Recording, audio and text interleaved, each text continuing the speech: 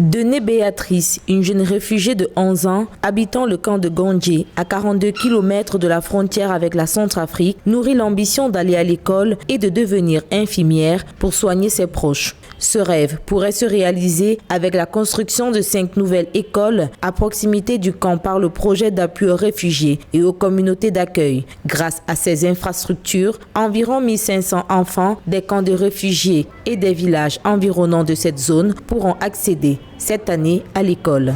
Avant, nous travaillions dans des hangars, des sécos. Et c'est très difficile quand il y a la rentrée pour réparer tout ça là, c'est un problème.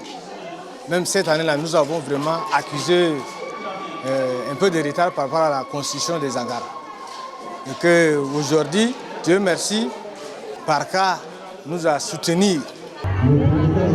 Le Tchad accueille plus de 480 000 réfugiés sur son territoire et la scolarisation de leurs enfants et ceux des communautés hôtes devient un véritable enjeu pour l'éducation nationale. L'insuffisance d'infrastructures scolaires à proximité des camps rend difficile la mise en œuvre du programme spécial de scolarisation et d'alphabétisation des réfugiés initié par le gouvernement et ses partenaires. Le Tchad est confronté à plusieurs défis relatifs à l'afflux constant des réfugiés venant des pays voisins et à l'insécurité liée d'une part au terrorisme qui amenuise les moyens d'existence des populations et crée un flux important de déplacés internes. Cette cérémonie témoigne de la volonté du gouvernement de transition à travers le projet Parca de renforcer la présence de l'État dans le milieu rural et d'améliorer l'accès des ménages vulnérables aux services sociaux de base.